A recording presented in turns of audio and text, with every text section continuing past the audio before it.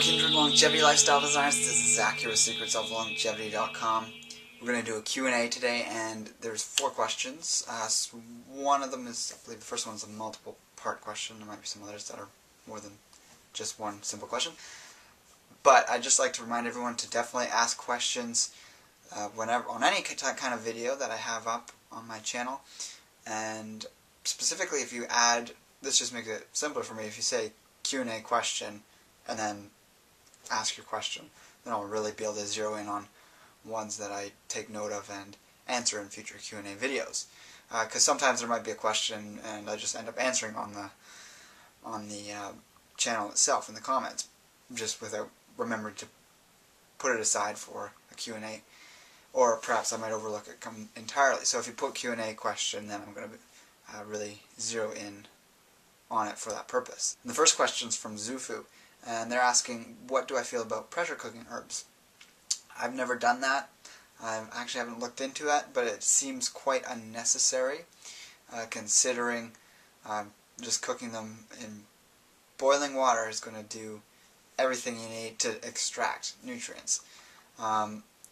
If you find you could do this yourself, you could just put a pot on to simmer water and then do one of pressure cooking herbs and actually do your own experiment to see if pressure cooking extracts more, if it's a stronger tea with the same volume of herbs and the exact same cooking time, then yeah, I guess it is better. However, it's definitely not necessary, but if you happen to have a pressure cooker, why not do that if it does happen to be stronger? The only downside is that I believe all pressure cookers are going to be steel, so I always recommend using either glass or ceramic as your medium for cooking the herbs. So steel is going to alter the effects of the herbs slightly, can add certain toxins to the herbal tea. So for that purpose alone, I would say definitely, my opinion does lean more towards the using glass or ceramic, which I've never heard of a pressure cooker using either of those two materials on the inside surface, which is going to be in contact with the herbs. Now, the other part of your question was, is it okay to reboil herbs 1, 2, 3, or 4 times? So I'd only personally reboil herbs once, just in terms of making it worthwhile. You do still get color from herbs on the 3rd boil, and you probably would still even get color on the 4th boil, but by the 2nd boil, reboil, so that would be the 3rd boiling, you're getting almost no, it's really reduced in strength for the majority of herbs. We're talking like roots and stuff, and for that reason alone, I only recommend reboiling it once. The 4th time, again, you're still going to get color, but it's going to be so weak that it's really not worth it, in my opinion. So that's just saving you time, the effort and energy to do that, the energy of having the stove on. And yeah, herbs are a fairly cheap way of getting medicine into your body compared to pharmaceutical medicine and supplements even. So when it comes to using whole herbs, we don't have to be quite so stingy when boiling. If it was ginseng, like a really expensive rare ginseng or any other really rare herb, I would recommend doing it several times, but with ginseng you can always just eat it after the 2nd boil. I actually got American ginseng from my last video. I had that in the pot. I've got that sitting in my fridge, the 3. I ate one of them already, but I'm eating them throughout the week because they're still very potent even after 2 full boilings of 40 minutes. Tony Jha 28 has asked, what's the difference between pine pollen and bee pollen? Well, the number one difference is that pine pollen is collected from the tree, whereas bee pollen is collected by the bee, and it actually gets mixed with honey and its own enzymes that would be in the honey and other factors. It's just in contact with the bees. You can get flower pollen. Some people can buy that. It's much more expensive than bee pollen, and it hasn't been processed by the bees. And some people who want to be vegan without having the bees having been interacted with choose the flower pollen specifically for that reason, but it is less nutrient dense because it doesn't have the honey and other constituents that are basically given to us by the bees. So the enzymes and other things from the bees' saliva and whatnot gets mixed in, and we're then able to ingest that. So the major difference between flower pollens, whether it's bee pollen or flower pollen, and pine pollen, while being very nutrient-dense foods and just as important to take, in my opinion, if you're wanting to have the full spectrum of benefits that certain superfoods can have.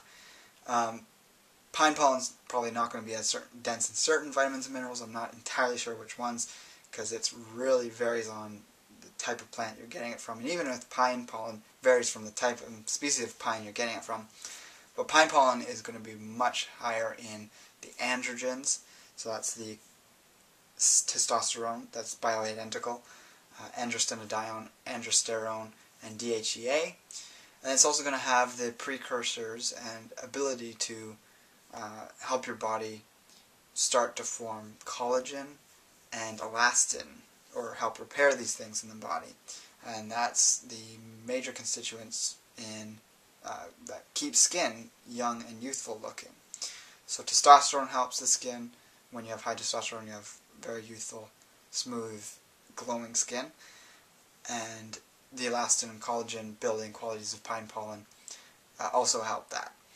So that's the major difference that I see just from looking at the differences between pine pollen and bee pollen. You can check out the links below for 2 articles I've written on both pine pollen and bee pollen. 1 article each, that to go into more depth of exactly what's in each one. The protein levels might be slightly different, but again, they're both very high in amino acids, very usable, very digestible protein. They're both high in minerals and a wide variety of B vitamins and other vitamins. Bee pollen will be much higher in lecithin. That would be something that I just thought of right now.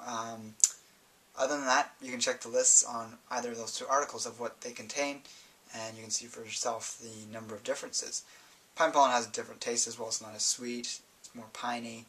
And overall, if I had to choose one, I would actually choose the pine pollen as my superfood of choice. I have access to both. I use them both, so I don't make a choice in that regard, but I definitely do feel that pine pollen is an absolutely exceptional superfood that anyone can take in the powder form, and if you take it in the tincture form, it's a little stronger.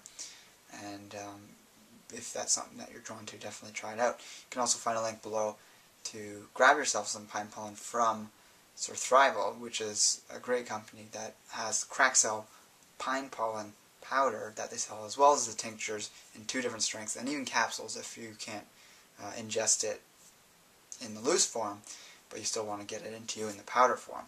So to learn more about either of those things, definitely check out those articles as well. The next question is from RUI27Marn, and they're asking, what are my thoughts on grains? So I've done videos in the past about sprouting various things, sprouting beans and grains. I personally don't consume those at all anymore. They may have their place for some people, and they might do better than them than others, but I do feel more than ever that grains, beans, and to a certain extent root vegetables that are very starchy in nature aren't the most easily digestible by humans. We can definitely digest them and get calories, but there's always going to be anti-nutrients and certain qualities about them that cause problems in the long run. Root vegetables less so. I'm just thinking that things like the potato are so hybridized and so far from what we would find in nature when you consider hunter-gatherers that use starchy roots. They're going to have a much different effect on the body, and they really raise blood sugar and those kinds of things, but they don't really have the same kind of anti-nutrients that beans and grains do.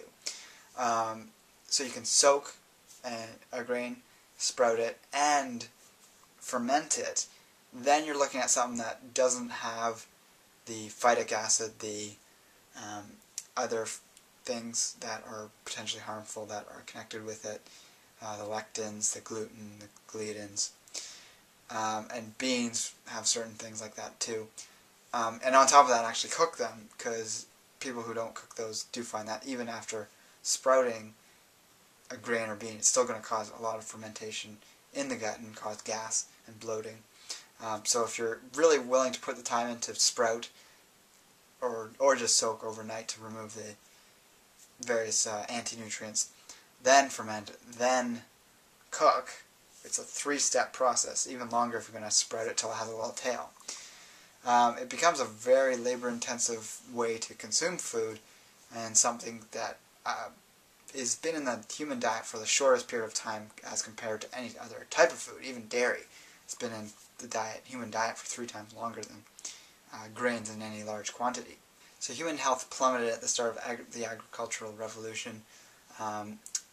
Lifespans went down, health went down, bodies shrank, brains shrank, and I just feel that we can definitely go without grain, and even if there was a few that would potentially be okay to eat, like quinoa, more natural, less hybridized grains, buckwheat, oats, they can have their place if that's something you really are drawn to and you need to have some grain, but personally I think we'd all do better with no grain in our diet. And one thing I've been noticing lately upon sort of comparing the sort of Weston A. Price Foundation group of diet promoters as compared to the more paleo or primal type dieters who sort of recommend the same things, except the WAPFers or Weston A. Price Foundationers consume a lot of fermented, sprouted, soaked, cooked grain products,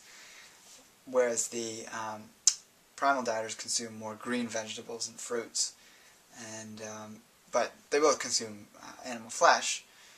But the Weston A. Pricers are, in my view, much more overweight, have a tendency towards that, and they don't look as healthy as some of the more paleo-based diets, which is really what we've evolved to be adapted to. And I'd just like to mention, I have been experimenting with my diet in the last month and a half, and have been moving more towards sort of a raw paleo type of diet. Have been cooking some of my food for a while.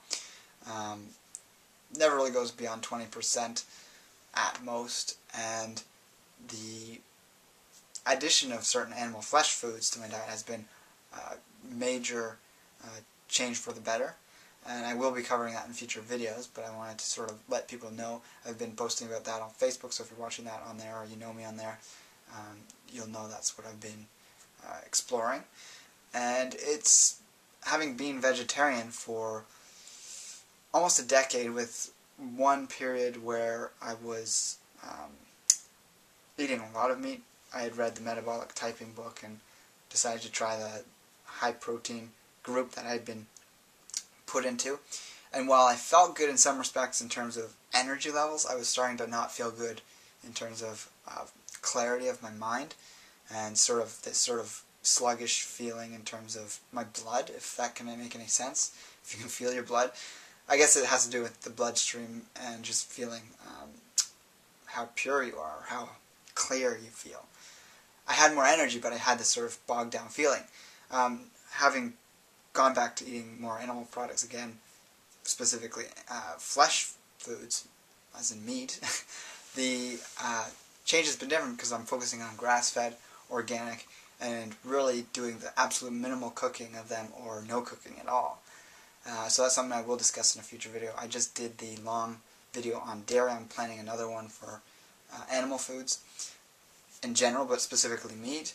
And I think people will really enjoy that one because I really go into why these foods actually are healthy for us and really dispel a lot of the myths that are propagated about meat in particular, which seems to be sort of the absolute pinnacle of bad health that so many people point to. Quite unfortunately, I feel. So we'll get to that in a future video real soon. Hey, we'll get back to the main topic of this video in just one moment. I wanted to let you know, however, that if you're really enjoying this video, or perhaps you're a regular subscriber, and you'd like to see me continue making regular postings on this channel, Secrets of Longevity, or perhaps even increase the frequency of these postings, of these well-researched videos, and even the articles on my site, I would really appreciate any contribution you're able to make to support me through any of the affiliate links listed below. There's a menu bar that you simply click and it pops down. If you're watching this on another platform other than YouTube, you can double click this video and it'll take you to YouTube, where you can then click this bar that will pop down to give you these links. So like I mentioned, there's affiliate links. These are all companies I highly recommend and purchase for myself, and I get a percentage of anything that you purchase through these links, and that obviously would support me. And then there's also a link to a donation page on my site where you can make a PayPal donation. And you can also set up a phone consultation if that's something you're interested in doing. So with that, we're going to get back to the video, and thank you for any support you're able to give to me. And the last question is from Twisted Barney, and he's asking, are there any methods for increasing lung capacity? There definitely are. Any sort of breathing exercise is going to tonify the lungs and will basically increase the lung capacity if you're taking deep breaths. So that could be something you're doing if you have any sort of practice whatsoever, if it's a workout you do every day or 6 days a week or however many days a week you do. Any sort of routine you have, you can add in a portion of it that's going to be when you spend time doing breathing exercises. So deep belly breathing, breathing down beyond the diaphragm, which is a lot of people talk about, is breathing down into the belly so that you extend the belly out and you feel your diaphragm pushing down on your organs. But there actually is also a pelvic diaphragm, and if we combine breathing down into the belly but also breathing down into the pelvis, and actually feel your breath almost like an awareness and going down into the pelvic floor, you'll actually find you can even get a deeper breath. And if you stay relaxed and focus just on the breath for a bit, you're going to really alter the sense of calmness you have about you, and also how deeply you can breathe. You get to a really deep place that most people rarely experience, and has a profound calming and healing effect on the body. So that will increase lung capacity. Now, to drastically increase it, you're going to have to do some searches for some safe exercises to do. You can do things like in the yogic system, but I always highly recommend getting a t-shirt for this. The breath retention, where you take a very deep breath and you hold it, and your lungs in the expanded state, that will increase lung capacity for sure. I know people can injure themselves without doing it under guidance if you're trying to do it too much too fast. The lungs are a very delicate organ. They're not like a muscle where if you injure it, it's going to get bigger. If you injure your lungs, they're going to develop scar tissue inside possibly, and you don't want to do that. Running or sprinting is going to increase lung capacity. So is playing any sort of wind instrument or didgeridoo. I played the flute and trombone as, how old was I? I guess I was in elementary school for a period of time, a couple of years on both, and I had very good lung capacity. I think to this day I retain that. And so that's something that I know is beneficial if you're engaging in any sort of physical activity. You're going to have better endurance if you have larger lungs, because obviously you're going to be taking in more oxygen with each breath. So that wraps up all the questions. Remember to ask questions below. Check out the links below for the links I mentioned in the video. Remember that I also give consultations if that's something you're interested in doing, if you have a whole slew of questions or you want to completely have a whole lifestyle overhaul. And with that, I'm going to say take care and embrace life without limits.